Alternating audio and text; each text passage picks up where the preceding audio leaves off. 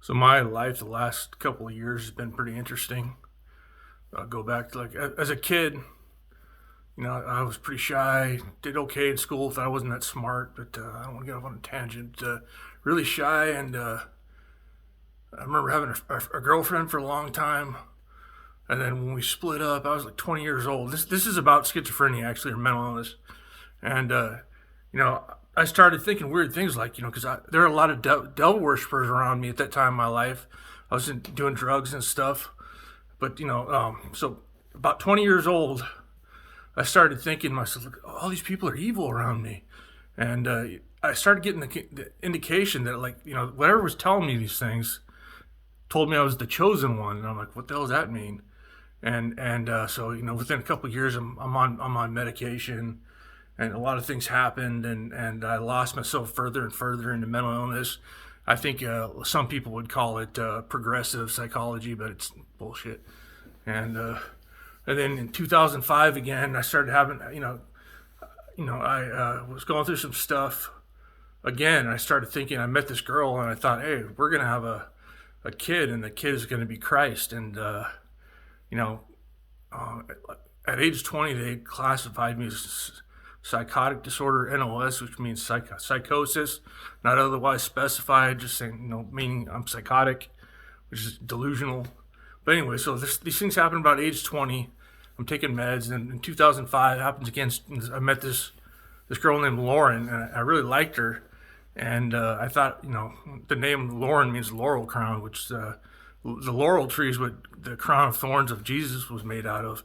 So, anyways, I go through this stuff, and I thought I was gonna have, get with this girl. We're gonna have a kid, and it was gonna be Jesus. And years go by again. I'm thinking I was crazy. I was crazy for thinking those things. And a couple of years ago, I started going. I started going through some weird situations after meeting another girl up here in Washington that I liked, and people started looking at me like, oh my God, they're looking at me like I'm Christ. No, it can't be the truth. And I was ignoring it, and I was trying to not believe it. Somewhat wanting to believe it, but not really believing it. There's a lot more stuff that happened. I mean, the lyrics and music started saying some weird things to me.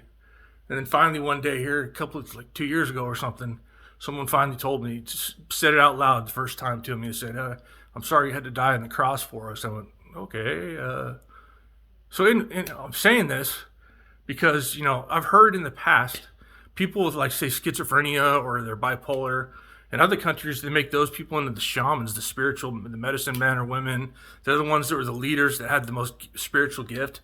So, I mean, maybe I'm crazy, but these things that started, in my teens to age 20, telling me I was crazy, not actually the case. It's amazing how that is.